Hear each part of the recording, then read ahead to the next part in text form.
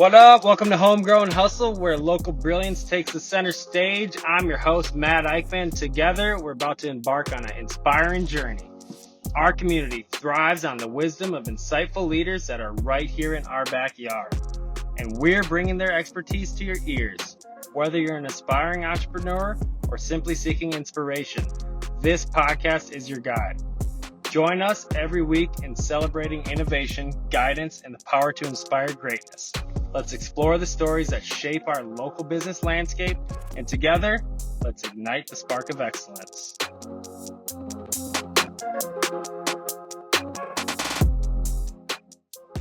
What's up, everybody? Welcome back to the Homegrown Hustle. I'm here with a man that kind of doesn't need any introduction. Really well known. I've heard a lot about him, and we got him into the studio. Very fortunate for that opportunity. Rafik, thanks for coming in here. Thank you for having me. So for those of you that don't know Rafik, I kind of want to give him a little bit of an opportunity to introduce himself and tell a little bit about who he is and where he's at right now in his business and his life. All right.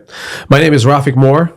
I'm a CEO of Brait Capital, an investment company located in Edina, Minnesota. We invest in value-add properties in Midwest. We are in 8 states now, mostly focus on value-add industrial, retail, some storage, truck parking. We own some apartments too from the past. We have a management company, a brokerage house, but mainly my activities in Brait Capital are around identifying value-add properties and unlocking value in them. Lately, we started a new project. We started a mastermind coaching program where I'm coaching young entrepreneurs how to build a cash flowing portfolio and basically get financial freedom. We're calling it a $100 million blueprint. Essentially, the idea is to show to my mentees the process from A to Z and kind of go back to how I started with nothing after bankruptcy and basically build relationships, build connections with capital partners and found deals and structured them. We currently own and manage over 70 properties. Our portfolio is 9-figure, a portfolio with 5 million square feet under management. Thousands of students. How many markets is it? How many markets? Let's see. Minnesota, Wisconsin, Illinois, Ohio, Michigan. We have a property in Florida. We had a property in Texas. I try to be within a 1,000-mile radius from our home. Otherwise, travel becomes very difficult because then you have to stay there for 2-3 days. And I got 5 kids. Trip and all that stuff. Yeah. You've got 5 children. Five children. Oh, yeah. Just had my 4th.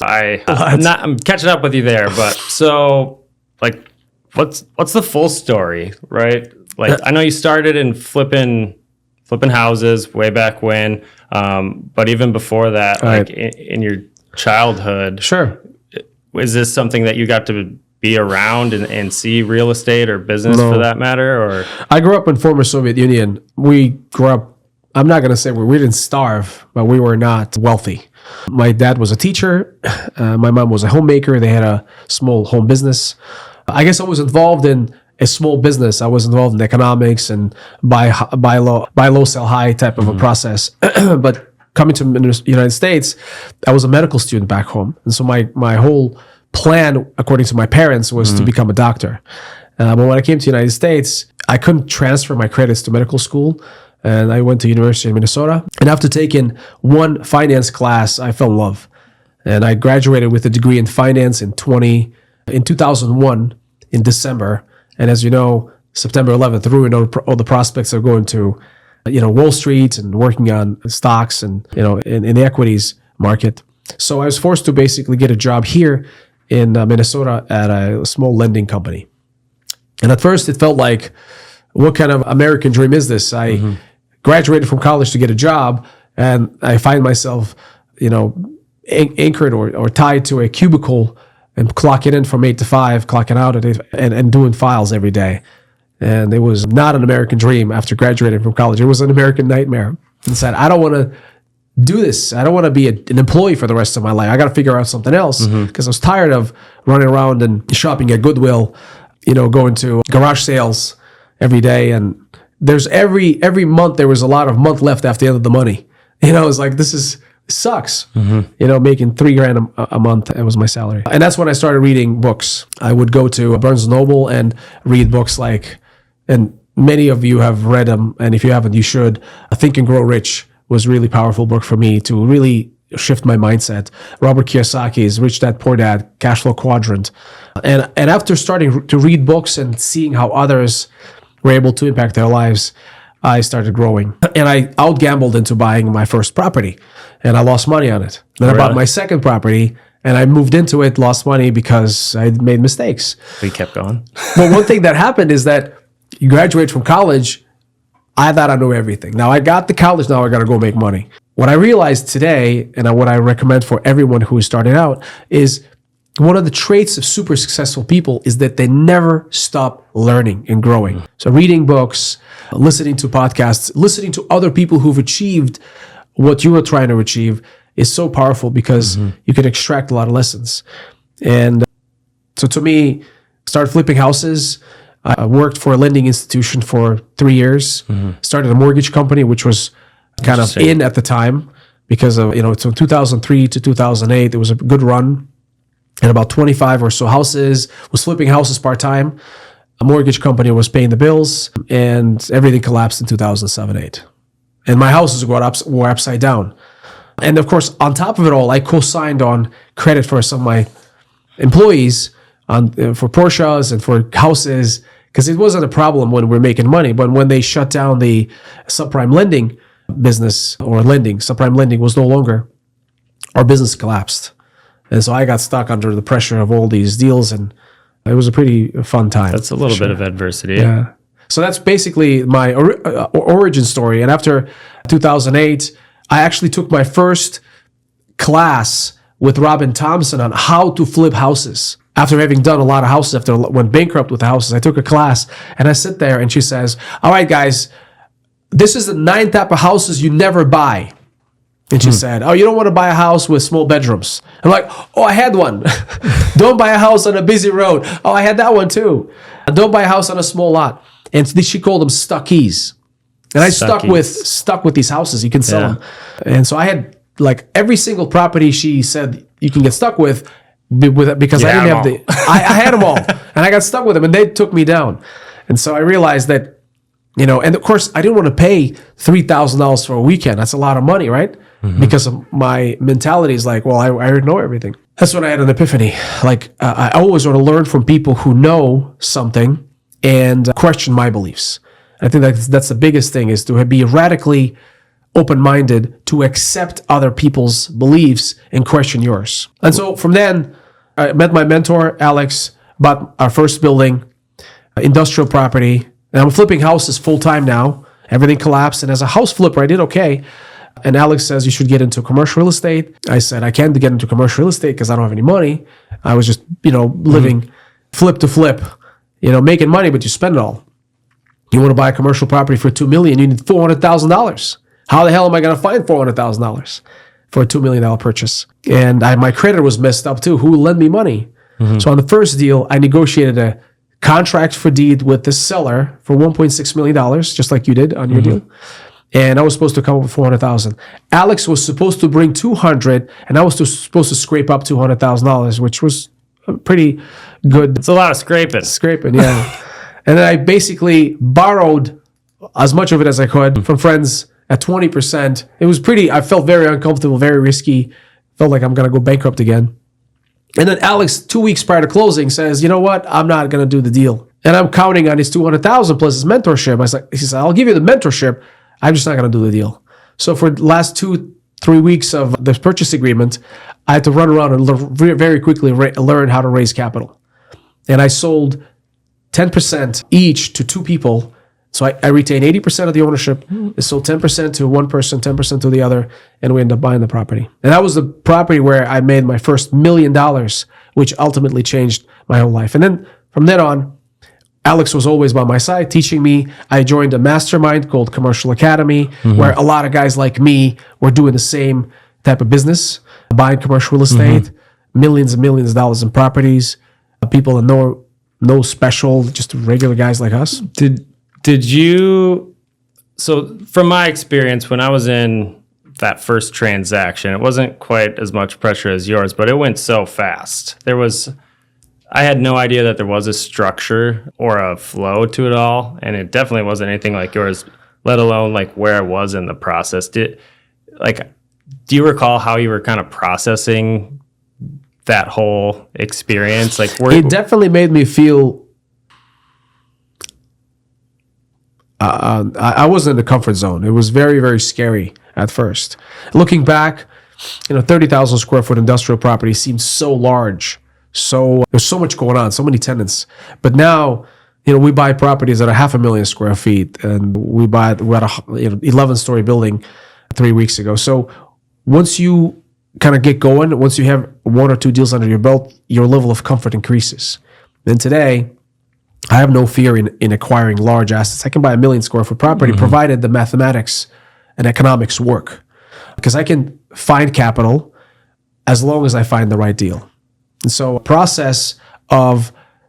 there's a whole process of finding the property, underwriting due diligence, and making sure there is a profitable, cash flowing, stabilized value. I guess what I'm trying to say is you got to learn the process, and then you feel comfortable with it, is what I meant to say.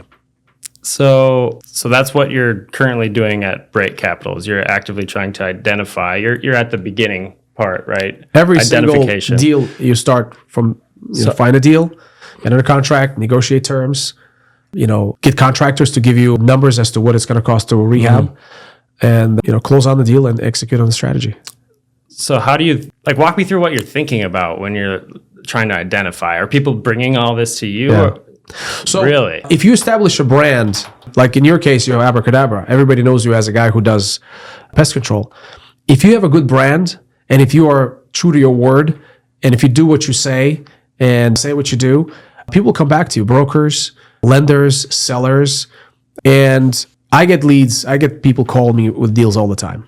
My job is to identify the good ones from the bad ones, and we turn down 90% of deals because they don't work. Because for the most part, sellers' expectations are higher, and if you don't know what you're doing, you can have wrong assumptions and lose money on a deal. I've lost money on many, many deals in the past, and every time I lost money on a deal, my job was to extract a lesson so I don't do it again. But at the end of the day, it's very straightforward. I applied the same formula that was taught to me by my residential mentors, where stabilized value of the property has to be at our total cost basis of the property has to be at 70% of the stabilized value of the property. And if that formula is met, then we execute on the transaction. Sometimes we deviate, sometimes we do 25 or 20% if it's a strategically well-located asset.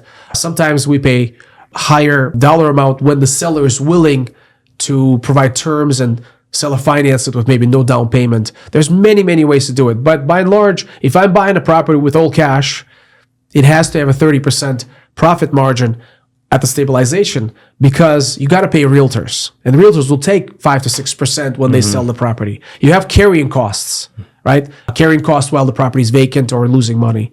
You have overhead, like I have payroll and stuff. And then lastly, you might make a mistake. So you have to have a margin of safety. And so every time, if you know what you're doing, and if you're diligent in pursuit of these value add deals, it's a really good business. But finding the deal is where most of the money is uncovered. So we make money on the buy. But just identification, underwriting. So where do people go wrong with that identification? Because, like you said, not every deal's a good deal, right? So, all right, let me break it down to a very simple process, okay?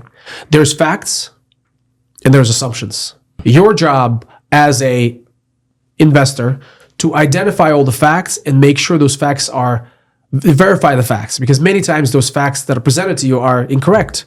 The broker will give you pro forma and they'll miss deliberately certain things like expenses and utilities or whatever, vacancies. And so your job is to reconstruct the expenses associated with the property as facts, but also when you project your future expenses and construction costs and rents, you have to have the right assumptions. You have to do the proper analysis.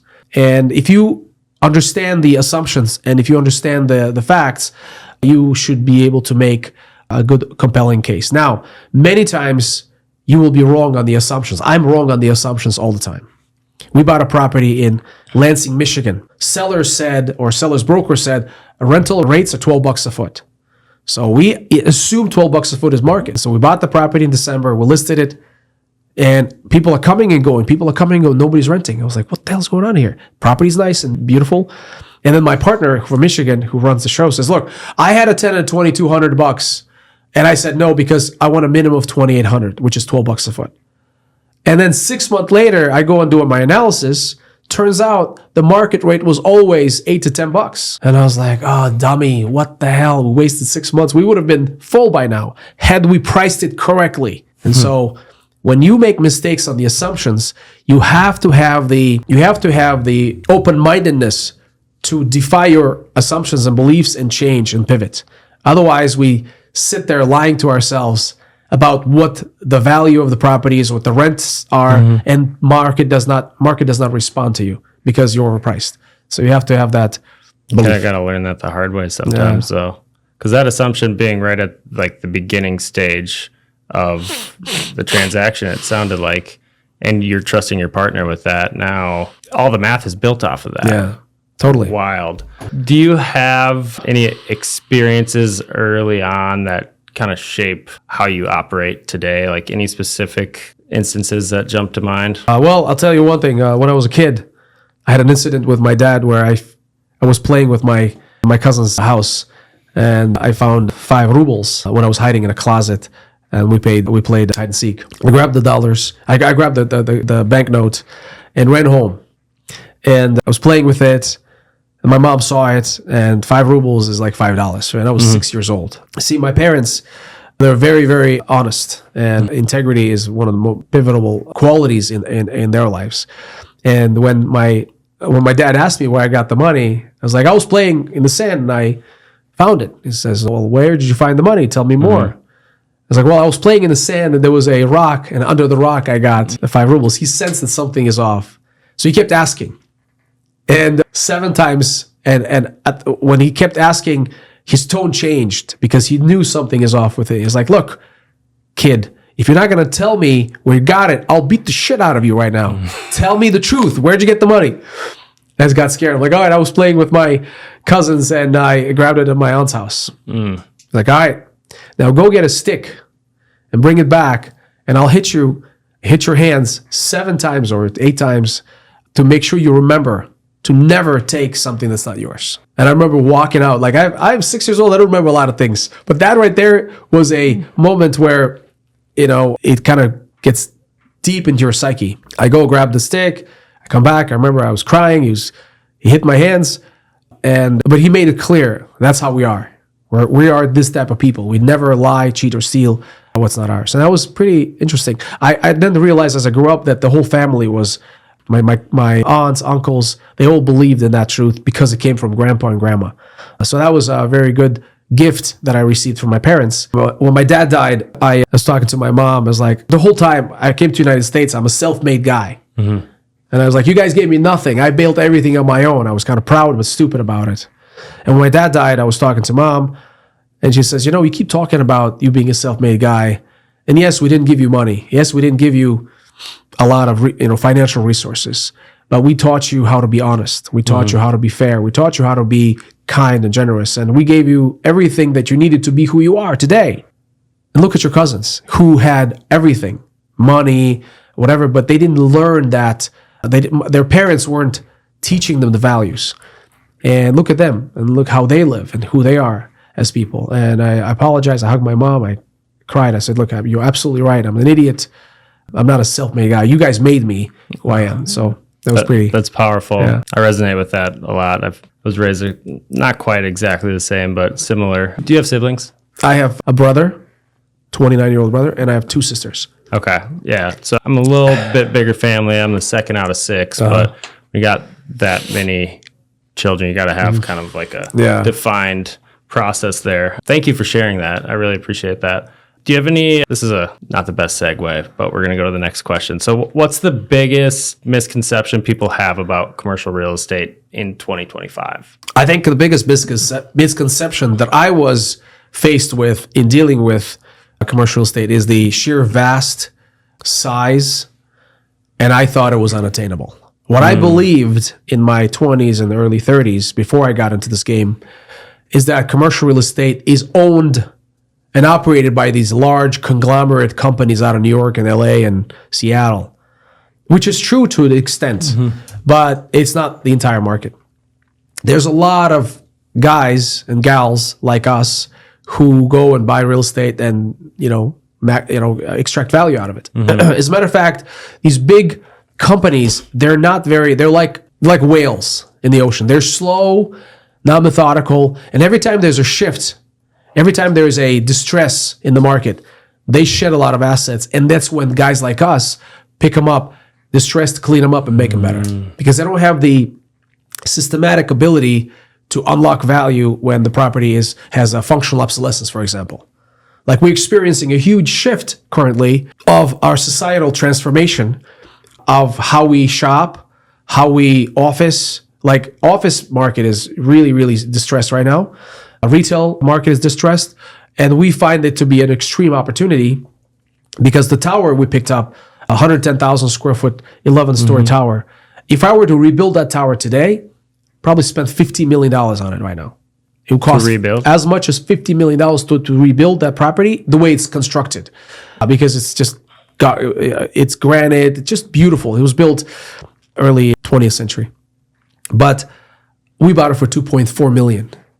Why did we buy it for $2.4 million? Because it doesn't work the way it is. Now we have to spend money. We're going to add bathrooms. We're going to add kitchens and convert this office tower into live-work housing. And as a live-work housing, it works. But if you build it from scratch, it costs you, 30 to 50 million, depending on the, quality of the construction. And our basis is 8 to 10. Well, we have tremendous advantage over any new product. And so current market presents tremendous amount of opportunity for entrepreneurs who have that hustle, grit, desire to build wealth, because there's going to be a lot of distress, and picking up the distress at a good price, stabilizing it in a methodical way, and unlocking value can give you a life of riches and passive cash flow and freedom, ultimately. So I've heard you say, you've talked about value a few times, extracting value, unlocking value.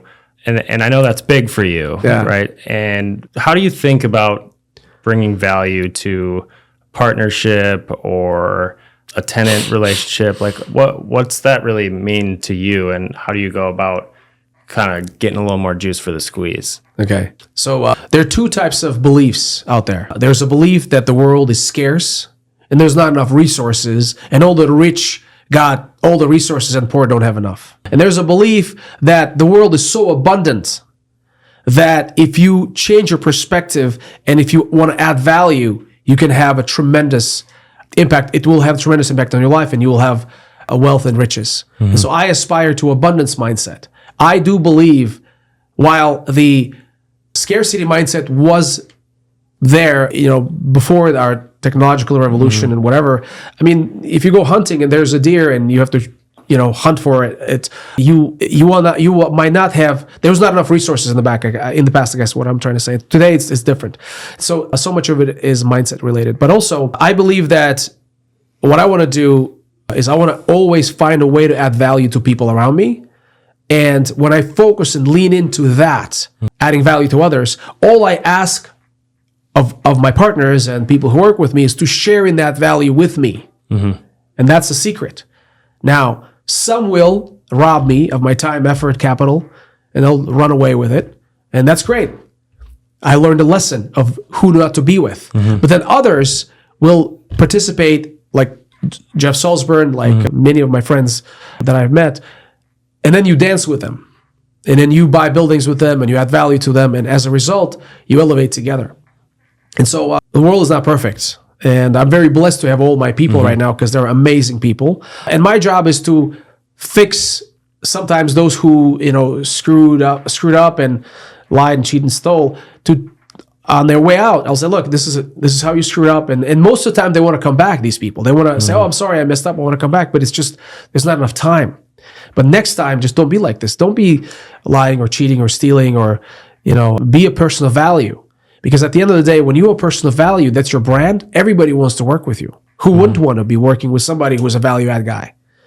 And so if I find a way to add value to you, Hopefully you'll reciprocate, and then you'll say, hey, I got a property, let's do something together. And I'll give you exactly the playbook of how to do it and how to extract, value out of that property. To the extent that you want to do it, we do one deal, second deal, fourth deal, and you have $100 million portfolio.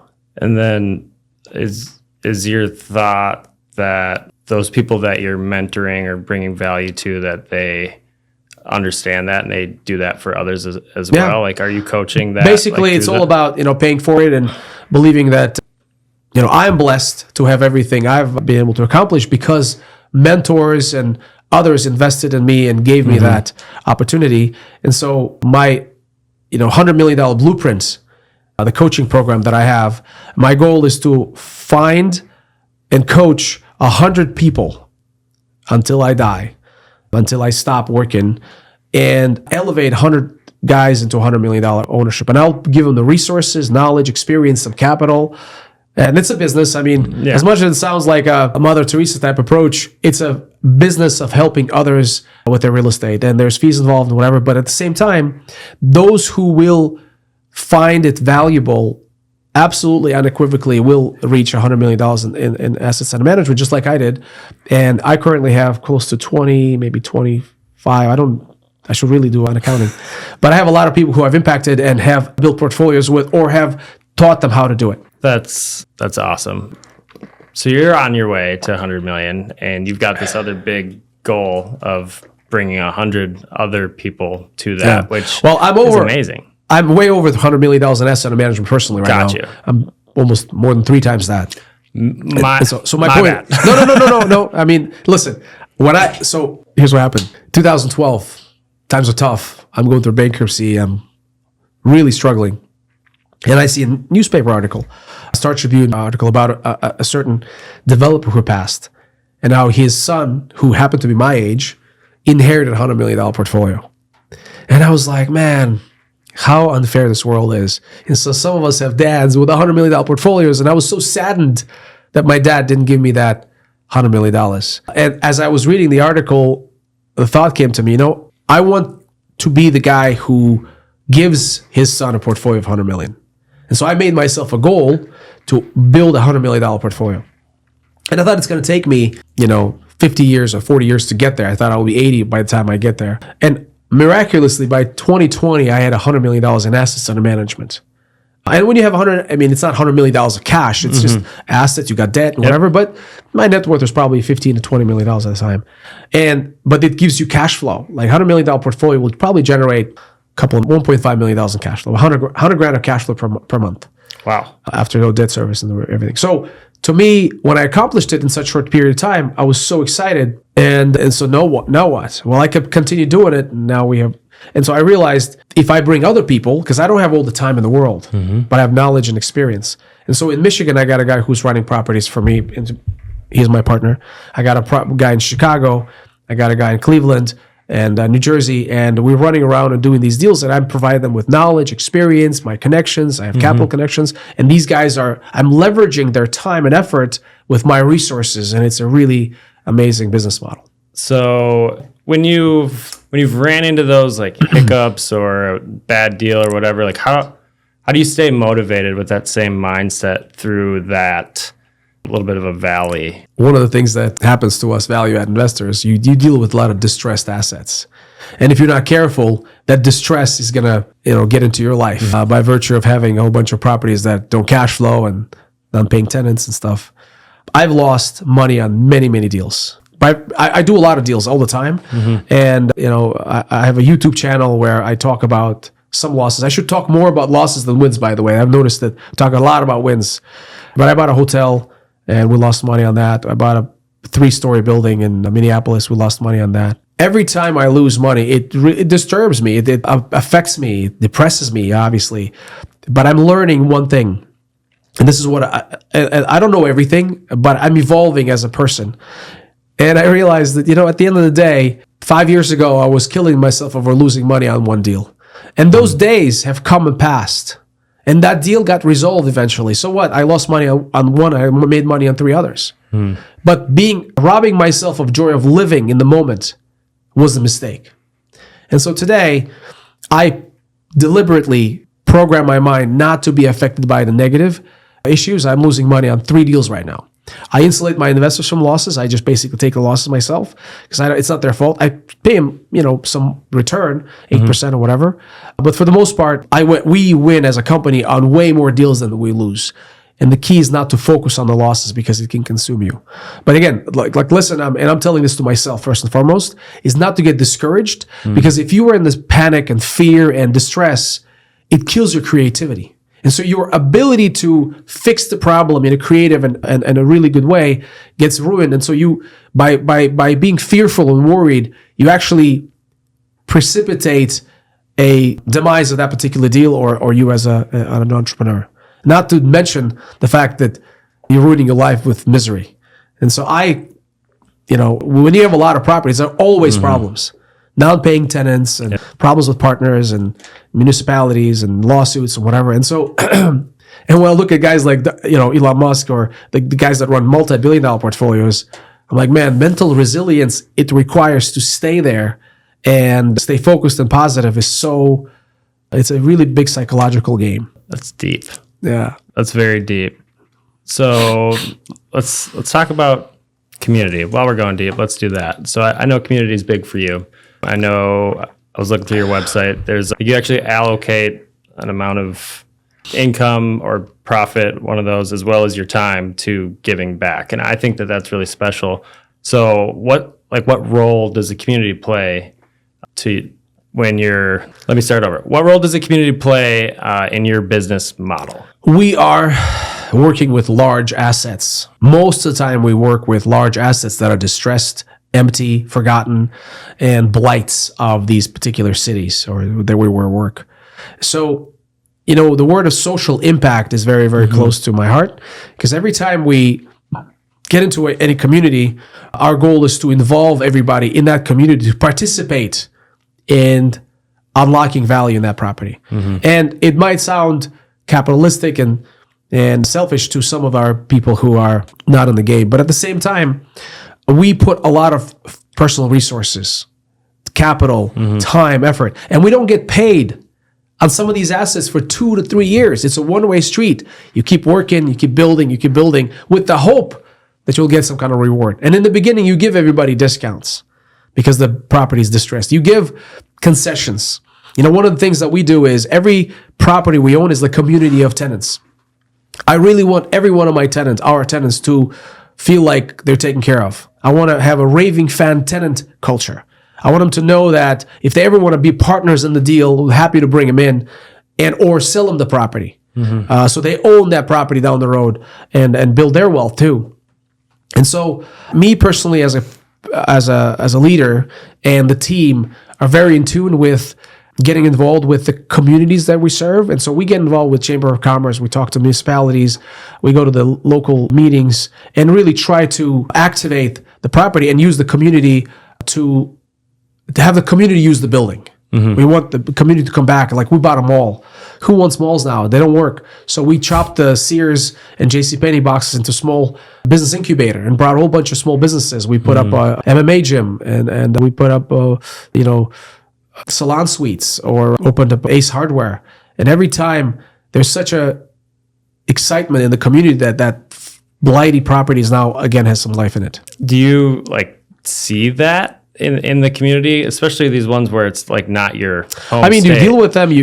I go there all the time. I meet with people, leaders of the community. I get a lot of hugs. I get a lot of gratitude and thank you from mayors and from Chamber of Commerce presidents, and it's great. It's really fulfilling. It's super powerful too. That's the purpose of our business it kind of fulfills our purpose.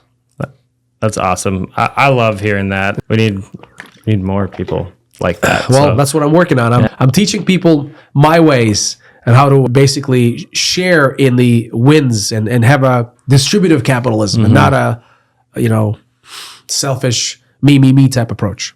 Yeah, and then because it's so easy to get sucked into that, right? But at the end of the day, it's kind of this hole that you end up it's funny, there's a bug right there. You end up pigeonholing yourself into, right? So I'm just kind of speechless a little bit. I'll tell you one thing, once you get to a level of abundance, I'm actually in the mode of less is more. I've been building a lot, and I was like, oh, I'm going to have a, this much portfolio, $1 billion portfolio, whatever. And then I'm like, dude, $1 billion portfolio? It's all ego. Like, if I teach a lot of my young entrepreneurs to build, and I build a $10 billion portfolio with them, what do I get? We still fix the world. We still fix these communities. And then I have less to worry about, because after like $100,000 a month or $200,000 a month, what else do you need?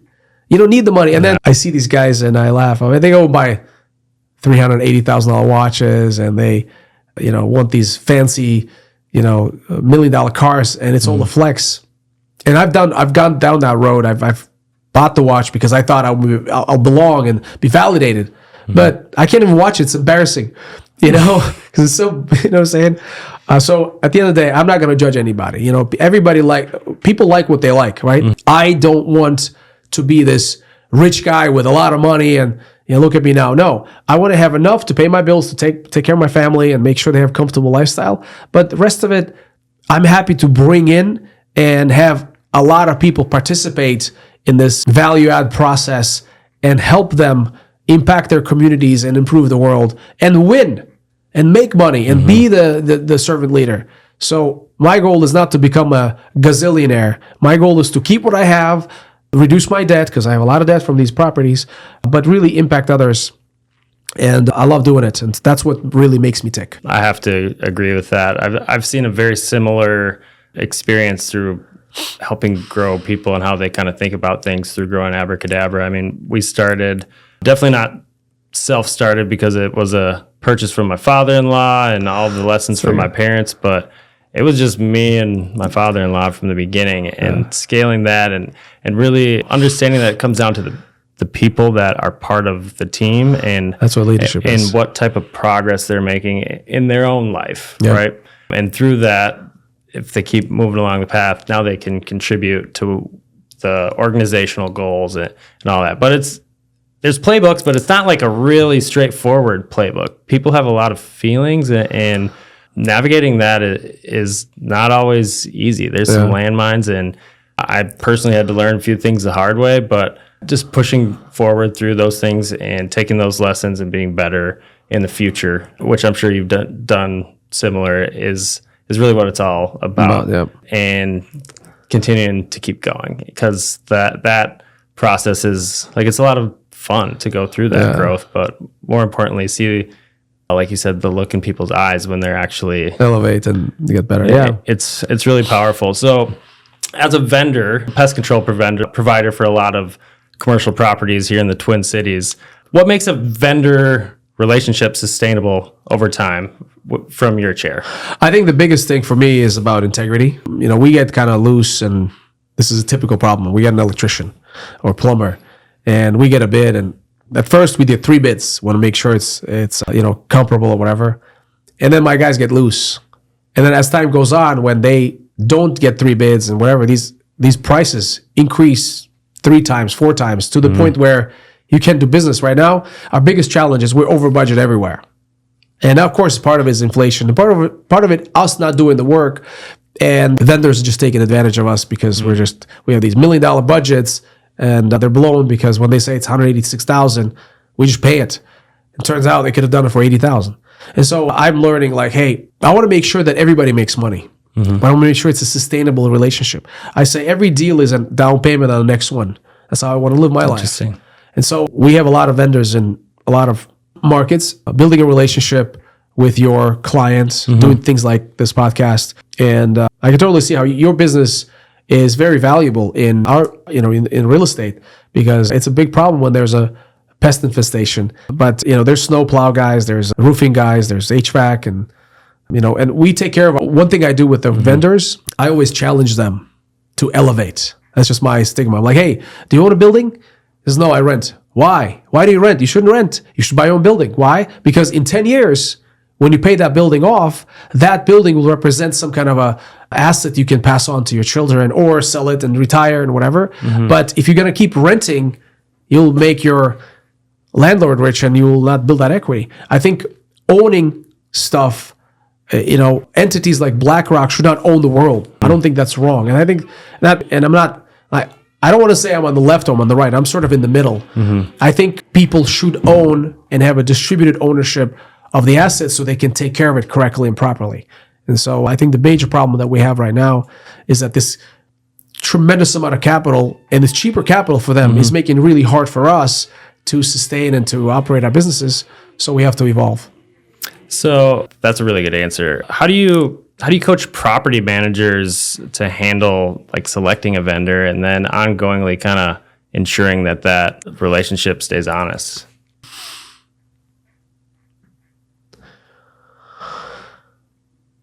When I was property managing myself, I knew everybody on a first name basis. I knew my electricians, plumbers. I was friends with them. I would take care of them.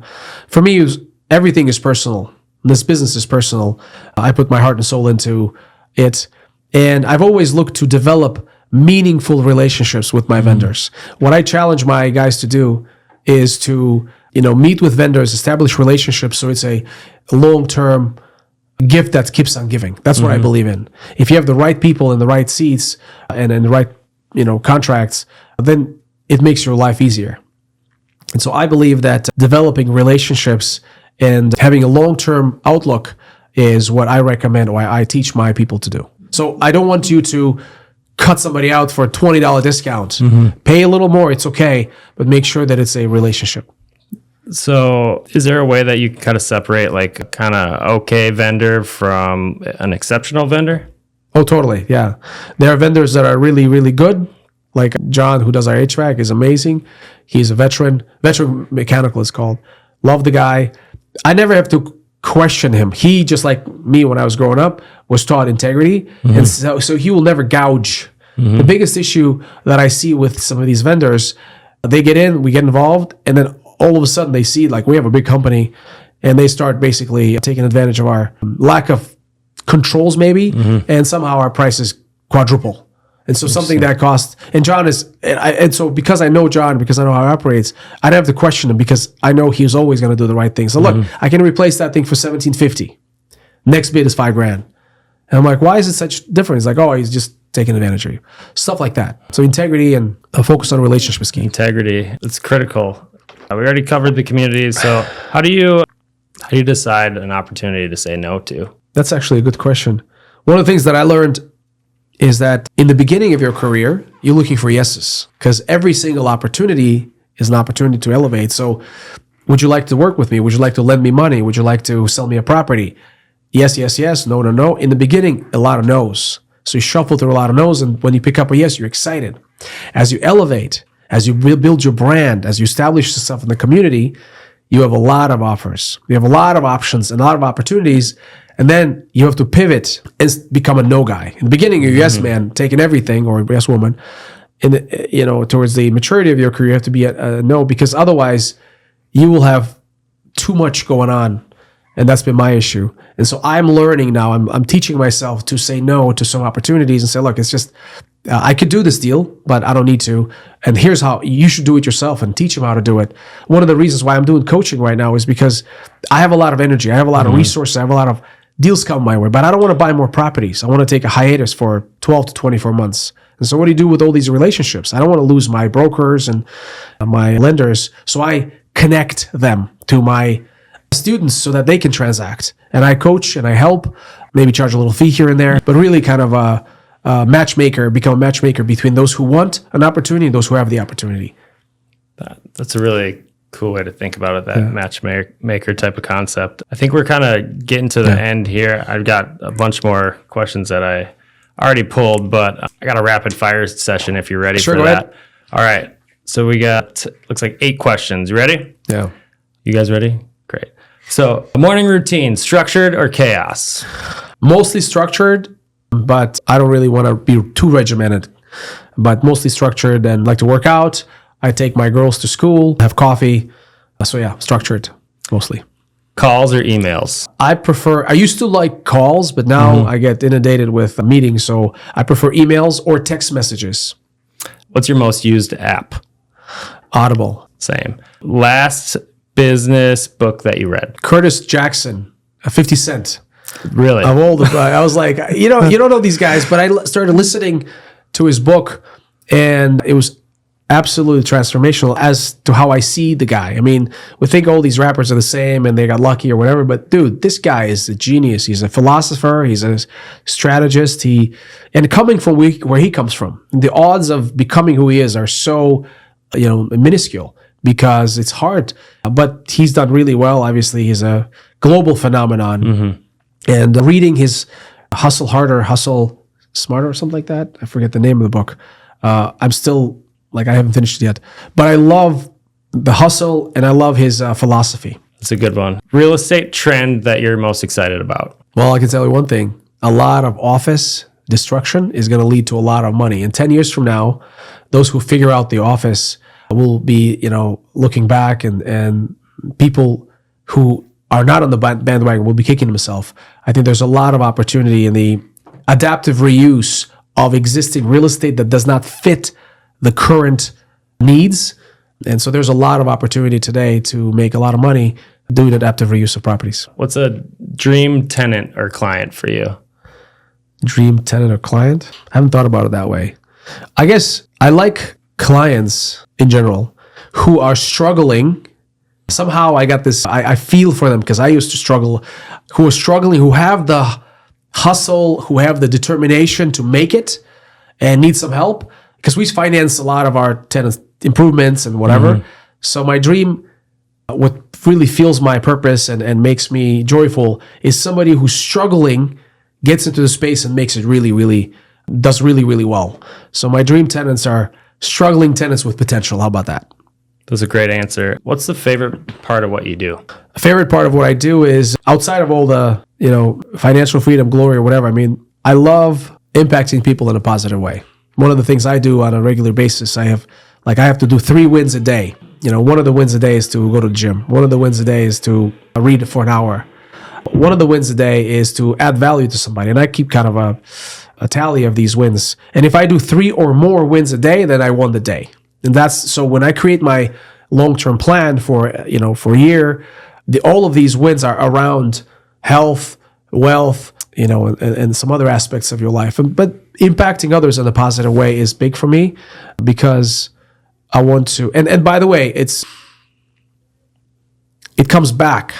Like what I've realized about it, when you do something good, it comes back sometimes tenfold. And so when I go out there and I just genuinely help somebody out of goodness of my heart, somehow through karma or through universal providence, it comes back. So it's like a deliberate way to go out of my way and help somebody, whether it's with advice, whether it's with anything at all. So what I heard you say is you kind of created a scorecard or a scoreboard for yourself.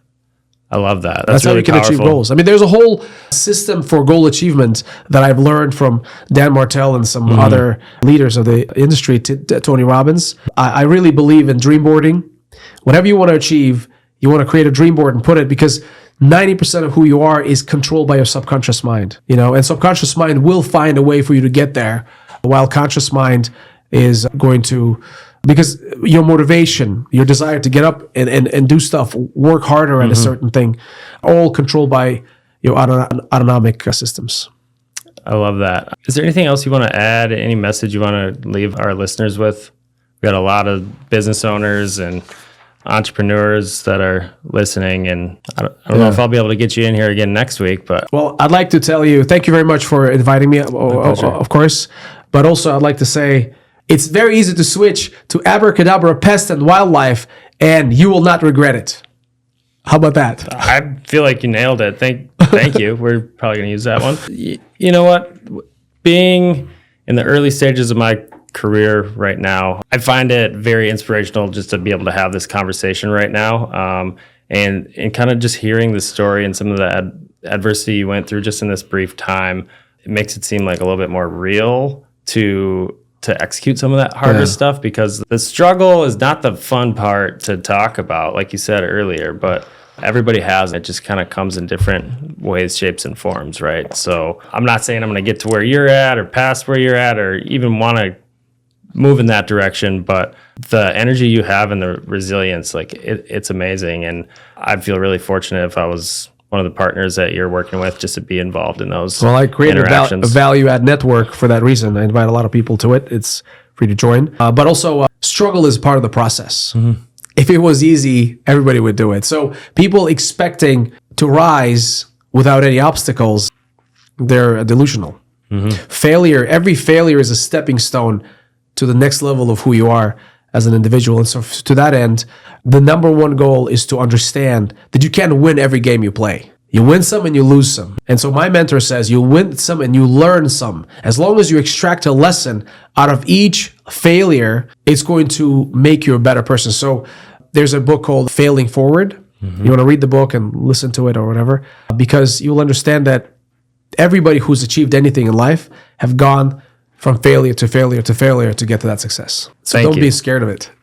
I try to not be scared, but like, if I'm being honest here, like kind of tempering that desire for exploring and like very high risk adversity, if you want to call it that, and like what's smart, like, because there's got to be a line that you kind of draw.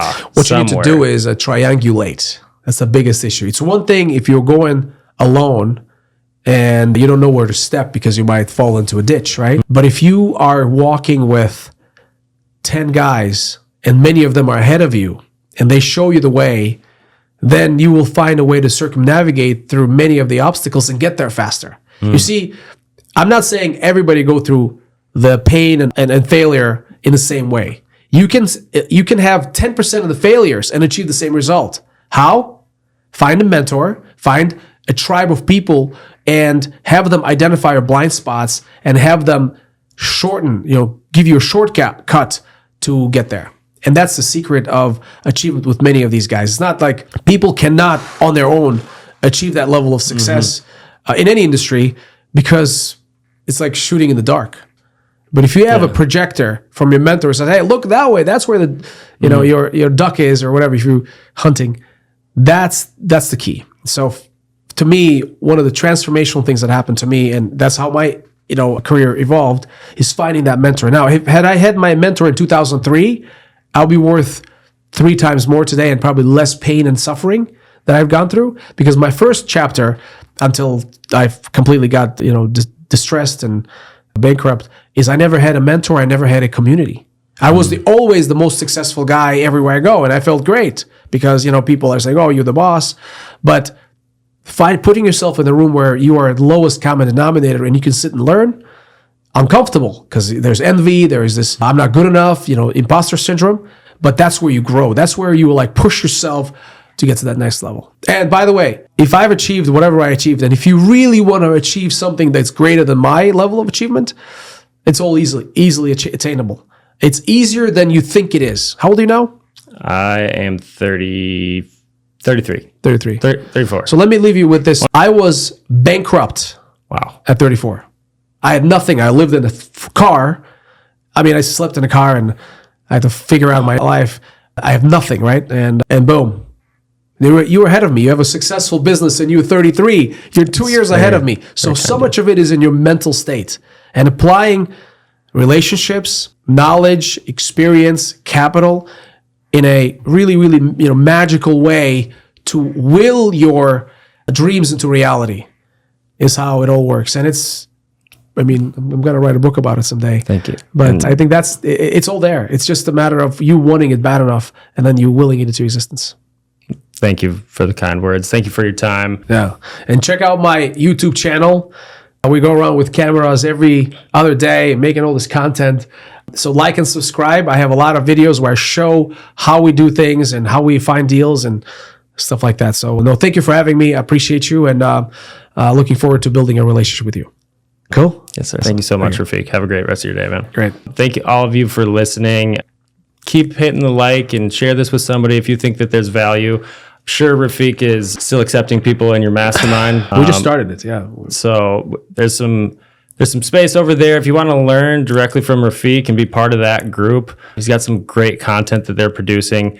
And again, very fortunate to have you out here. Thanks again, everybody. Until next time, keep hustling.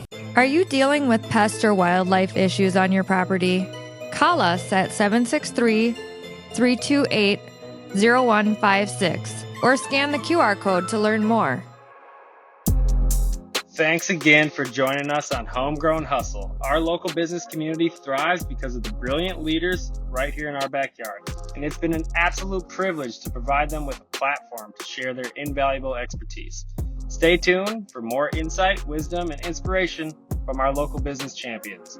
Don't forget to subscribe, rate, and review us on your favorite podcast platform. Together, we'll continue to nurture and expand our homegrown success stories. Matt Eickman signing off until our next insightful episode.